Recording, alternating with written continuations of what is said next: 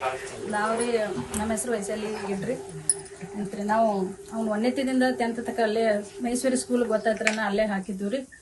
ಅದಕ್ಕೆ ಅವ್ನು ಏನು ಹೇಳಕ್ಕಂದ್ರೆ ನಮಗೆ ಗೊತ್ತಾಗತ್ರಿ.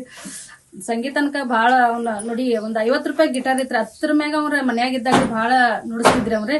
ಅದಕ್ಕೆ ನಾವಂಗ ಗೊತ್ತಾಗದಕ್ಕೆ ಅವಂಗ ಸಂಗೀತಕ್ಕೆ ಹಾಕ್ಸಿದ್ರಿ, ಶಾಲಿಗೆ ಹಾಕ್ಸಿದ್ರಿ. ಅಲ್ಲಿ 1 to 10th ಎಲ್ಲ ಚಲೋ ಆತ್ರಿ. ಈಗ 10th ಮಾರ್ಕಸ್ನು ಚಲೋ ರಿಸಲ್ಟ್ ಬತ್ರಿ ಅವಂದ. ಈಗ 10th 96% ತಗೊಂಡ್ರ. ಹಿಂಗ ಆಗ್ತೈತಿ ತಂದ ನಮ್ಗ ಕನಸು ಮನಸ್ಸಲ್ಲಿ ಗೊತ್ತಿಲ್ಲಾಗೈತ್ರಿ. ಭಾಳ ಅಂದ್ರೆ 94 ತಕ ಅನ್ನಿಸ್ತಿದ್ರಿ ಅವಂಗ. ನಾ 94 ಆಗ್ಬೋತ್ ಮಮ್ಮಿ ಅಂತ ಹಿಂಗ ಇಷ್ಟ ಅನಿಸ್ತಿತ್ರಿ.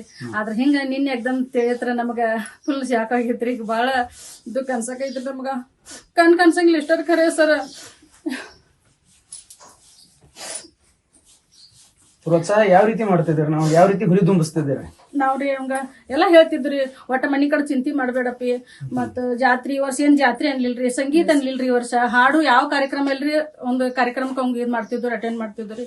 ಅದಕ್ಕಾಗಿ ಈ ವರ್ಷ 10th ಐತೆ ತಂದ್ ಏನು ಅವಂಗ ಇದ್ ಮಾಡಕ್ ಹೋಗ್ಲಿಲ್ರಿ. ನಾವ್ ಸರಿಗಮಪ್ಪ ಅಡಿಷನ್ ಇತ್ರಿ, ಅದು ಕೊಡಾಕ್ ಹೋಗ್ಲಿಲ್ರಿ. ಯಾಕ ಮೊದಲ 10th ಎಕ್ಸಾಮ್ ಮುಖ್ಯ ಭಾಗ್ರಿ ಅಂತಂದ ಕಾನ್ಸವ್ರಿಗೆ ಎಷ್ಟು ಪರ್ಸೆಂಟೇಜ್ ಮಾಡ್ಬೇಕಾದ್ರ 2 ವರ್ಷ ಬೇಕ್ರಿ.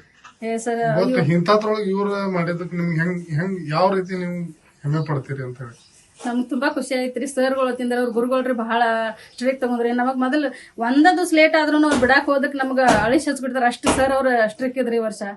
ಬಹಳ ಚಲೋ ಎಲ್ಲಾ ಮಾಡ್ಸಿದಾರ ಅವ್ರು ಸರ್. ಏನ್ ಕೆಲಸ ಮಾಡ್ತೀರಿ ನೀವು? ನಮ್ದೆಲ್ಲ ಹೊಲ್ಮನೆ ಐತ್ರಿ, ಕೃಷಿ ಮಾಡಿ ಮಾಡ್ತೀವಿ. ಕೃಷಿ ಐತ್ರಿ. ಕೃಷಿನ ಪ್ರಮುಖ ಐತೆ. ಹಾ ರೀ.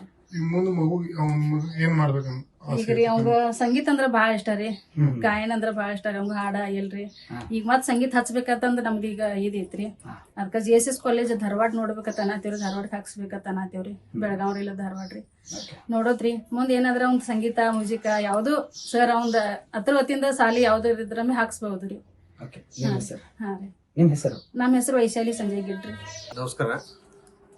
ಇವತ್ತು ಅಮಿತ್ ಸಂಜಯ್ ಗಿಡ್ ಅವರು SSLC ಪರೀಕ್ಷೆಯಲ್ಲಿ 97% ಅಂದ್ರೆ 96% ತೆಗೆದಕ್ಕೆ ನಮ್ಗ ಯಕ್ಷಂಬ ಪಟ್ಟಣದ ಹೆಸರನ್ನ ಮತ್ತು ಚಿಕ್ಕೋಡಿ ತಾಲೂಕಿನ ಹೆಸರನ್ನ ಇಡೀ ರಾಜ್ಯಾದ್ಯಂತ SSLC ಕೀರ್ತಿಯಲ್ಲಿ ನಮ್ಮ ಹೆಸರನ್ನ ಅವ್ರು ತಂದು ಕೊಟ್ಟದಕ್ಕೆ ನಾವು ಪ್ರಪ್ರಥಮವಾಗಿ ಪಟ್ಟಣದ ಎಲ್ಲಾ ನಾಗರಿಕರ ಪರವಾಗಿ ಅವರಿಗೆ ಅಮಿತ್ ಅವರಿಗೆ ತುಂಬ ಹೃದಯದ ಧನ್ಯವಾದಗಳನ್ನು ಅರ್ಪಣೆ ಮಾಡ್ತೀನಿ. ಅದೇ ರೀತಿ ಅವ್ರದ್ದು ಮೂರ್ತಿ ಚಿಕ್ಕದಾದ್ರೂ ಕೀರ್ತಿ ದೊಡ್ಡದನ್ನುವಂತ ಗಾದೆ ಮಾತಿನವಾಗ ಈ ಮೊಬೈಲ್ ಯುಗದಲ್ಲಿ ಸಾಕಷ್ಟು ನಾವು ತಂದೆ ತಾಯಿಗಳು ಎಷ್ಟೇ ಎಫರ್ಟ್ ಮಾಡಿದ್ರು ಇವತ್ತು ಮಕ್ಕಳ ಪರ್ಸೆಂಟೇಜ್ ಮಾಡಕ್ ಸಾಧ್ಯ ಆಗ್ತಾ ಇಲ್ಲ. ಅವ್ರವ್ರ ತಮ್ಮ ಬಿಜಿ ಶೆಡ್ಯೂಲ್ ಅಲ್ಲಿ ಮಕ್ಕಳು ಮೊಬೈಲ್ ಅನೇಕ ಆಟಗಳಲ್ಲಿ ಬಲಿಯಾಗಿ ತಮ್ಮ ಜೀವನದ ಯಶೋಗಾತಿಯನ್ನ ಅಲ್ಲಿ ಕೊನೆಗೊಳಿಸ್ತಾ ಇದ್ದಾರೆ. ಅಂತದ್ರಲ್ಲಿ ಅಮಿತ್ ನಮ್ಮೆಲ್ಲರಿಗೂ ಪ್ರೇರಣೆ ಆಗಿದೆ.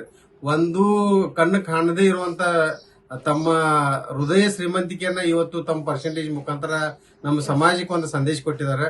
ಅವರಿಗೆ ನಮ್ಮ ಯಕ್ಷಂಬ ಪಟ್ಟಣದ ಹಾಗೂ ತಾಲೂಕಿನ ಸಮಸ್ತ ಜನತೆಯ ಪರವಾಗಿ ತುಂಬ ಹೃದಯದ ಅಭಿನಂದನೆ ಸಲ್ಲಕ ಹೇಳಕ್ ಅವ್ರಿಗೆ ಇಷ್ಟಪಡ್ತೀನಿ. ಮತ್ತು ನಮ್ಮ ಊರಿನ ಗೌರವವನ್ನ ಹೆಚ್ಚು ಮಾಡಿದ್ದಕ್ಕೆ ಅವರಿಗೆ ಮಗದೊಮ್ಮೆ ಕೃತಜ್ಞತೆಯನ್ನ ಸಲ್ಲಿಸ್ತೀನಿ. ಅಮಿತ್ ಅವ್ರ ಸಾಧನೆ ನೋಡಿರಂದ್ರ ನಮಗ್ ಬಹಳ ಖುಷಿ ಅನಿಸ್ತೈತಿ. ಹೃದಯ ಉಕ್ಕಿ ಬಂದ ಅವ್ರ ಯಾಕಂದ್ರೆ ನಮ್ಗ ಅವ್ರ ತಾಯಿಯವ್ರದ ಆನಂದ ಭಾಷ್ಪ ನೋಡಿನ. ಯಾಕಂದ್ರ ಸಹೋದರಿ ಆನಂದ ಭಾಷ್ಪ ನನಗ ನಿಜವಾಗಿಯೂ ಇವತ್ತ ಹೃದಯ ಕರಗುವಂತದ್ದು.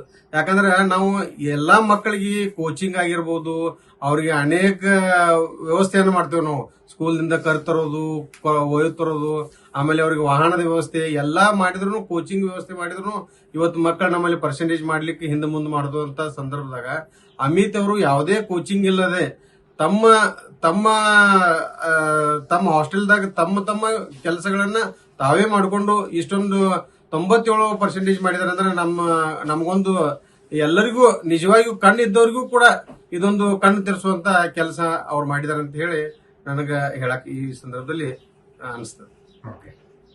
ನನ್ನ ಹೆಸರು ಅಮಿತ್ ಸಂಜಯ್ ಗಿಡ್. ನನ್ನ ಊರು ಯಕ್ಷಂಬ ತಾಲೂಕ್ ಚಿಕ್ಕೋಡಿ ಜಿಲ್ಲಾ ಬೆಳಗಾವ್.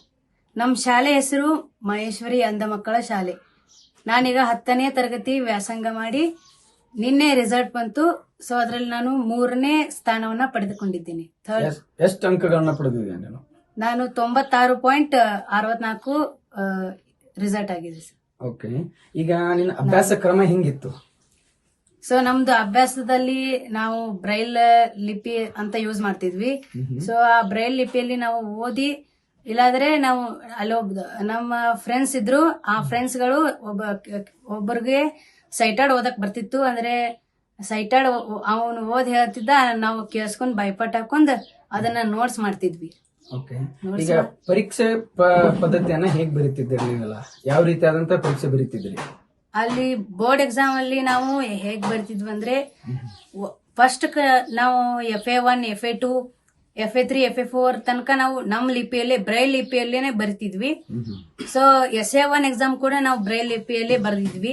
ಸೊ ಬೋರ್ಡ್ ಎಕ್ಸಾಮ್ ಏನಾಗುತ್ತೆ ಅಂದ್ರೆ, ಅದು ನಾವು ರೈಟರ್ಸ್ ಕರ್ಕೊಂಡ್ ಬಂದು ನಮ್ಮ ವನಿತಾ ವಿದ್ಯಾಲಯ ಸ್ಕೂಲ್ ದಿಂದ ಆ ರೈಟರ್ಕ ನಮಗ ಬಹಳ ತುಂಬಾ ಹೆಲ್ಪ್ ಆಗಿದೆ. ಸೊ ಮೊದಲನೇದಾಗಿ ಸುಪ್ರಿಯ ಅಕ್ಕಗೆ ತುಂಬಾ ಥ್ಯಾಂಕ್ಸ್ ಹೇಳ್ಬೇಕು.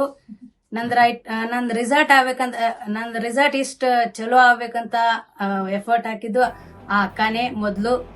ಸೊ ಆ ಅಕ್ಕಗೆ ಮೊದ್ಲು ನಾನು ಥ್ಯಾಂಕ್ಸ್. ಮಾರ್ಗದರ್ಶನ ಹೆಂಗಿತ್ತು? ಶಿಕ್ಷಕರ ಮಾರ್ಗದರ್ಶನ ಆಗಿರ್ಬೋದು ಅಥವಾ ಕುಟುಂಬದವರ ಮಾರ್ಗದರ್ಶನ ಯಾವ ರೀತಿ ಇತ್ತು? ಸೊ ಶಿಕ್ಷಕರ ಮಾರ್ಗದರ್ಶನ, ಕುಟುಂಬ ಮಾರ್ಗದರ್ಶನ ನಮ್ಗೆ ಚಲೋ ಇತ್ತು. ಮುಂದೆ ನೀನು ಒಳ್ಳೆ ಶಿಕ್ಷಕನಾಗು ಅಂತ ಒಂದು ಭರವಸೆ ನೀಡಿದ್ರು. ಸೊ ಸರ್ ಕೂಡ ಹಾಗೆ ನಮ್ ಮಾರುತಿ ದೊಡ್ಡಮನಿ ಸರ್ ಅಂತ ಇದ್ರು, ಅವರು ಕೂಡ ನಮ್ಗೆ ಬಹಳ ಎಫರ್ಟ್ ಹಾಕಿ ಇಂಗ್ಲಿಷ್ ಹೇಳ್ಕೊಡ್ತಿದ್ರು. ಇಂಗ್ಲಿಷ್ ಹೇಳಿ ಪಾಠಗಳನ್ನೆಲ್ಲ ಬಾಯ್ಪಾಟ್ ಹಾಕ್ಸಿ ನಮ್ಗೆ ಬೋರ್ಡ್ ಎಕ್ಸಾಮ್ಗೆ ರೆಡಿ ಮಾಡಿದ್ರು. ಮತ್ತೇನುಳಿದಂತೆ ಮ್ಯೂಸಿಕಲ್ ಗಳಲ್ಲಿ ಏನಾದ್ರು ನಿಮ್ದು ಇಂಟ್ರೆಸ್ಟ್, ಆ ರೀತಿ ಏನಾದ್ರು ಕಲೆ ಇದೆ ನಿನ್ನ ಹತ್ರ? ಹಾ ಸರ್, ನಾವು ಮ್ಯೂಸಿಕ್ ಆಡೋದಂದ್ರೆ ನಂಗೆ, ಸಂಗೀತದಲ್ಲಿ ಅಂದ್ರೆ ನಂಗೆ ಬಹಳ ಇಷ್ಟ. ನನಗೆ ಸುಮಾರು ಯಾವ್ಯಾವ ವಾದ್ಯಗಳನ್ನ ನುಡಿಸ್ತೀವಿ ಈಗ? ಸೊ ನಾನು ತಬಲಾನ ಈಗ ರೀಸೆಂಟ್ ಆಗಿ ಕಲಿಯಾಕತ್ತೀನ್ರಿ. ಆದ್ರೆ ಕ್ಯಾಶೋ ಹಾರ್ಮೋನಿಯಂ ನಾನು ನುಡಿಸ್ತೀನಿ. ಓಕೆ. ಮುಂದೆ ನಿನ್ನ ಗುರಿ ಏನು? ಭವಿಷ್ಯದಲ್ಲಿ ಏನ್ ಆಗ್ಬೇಕು ಅನ್ಕೊಂಡಿದ್ಯಾ? ಈಗ 10th ಮುಗೀತು, ಮುಂದೆ ಏನ್ ಮಾಡ್ಬೇಕಂತ ಅನ್ಕೊಂಡಿದ್ಯಾ? ಯಾವ ರೀತಿ ಆದಂತ ನಿನ್ ಮುಂದಿನ ಗುರಿ ಇರುತ್ತೆ? ಸೊ ನನ್ 10th ಆಯ್ತು. 10th ಆದ್ಮೇಲೆ ನಾನು PUC ಮಾಡಿ ಯಾವ್ದಾದ್ರು ಮ್ಯೂಸಿಕಲ್ ಕೋರ್ಸು ಆ ತರ ಯಾವ್ದಾದ್ರು ಶಾಲೆಗಳಲ್ಲಿ ಇದು ಏನಾದ್ರೂ ಒಂದು ಕೋರ್ಸ್ ಇದೆಯಾ ಅಥವಾ ಸರ್ ಶೀಟ್ ಇದೆಯಾ ಅಂತ ನೋಡ್ಬೇಕು. ಗೌರ್ಮೆಂಟ್ ಜಾಬ್ ಹಿಡ್ಕೋಬೇಕಂತ ನನ್ನ ಆಸೆ ಇದೆ. Okay, thank you.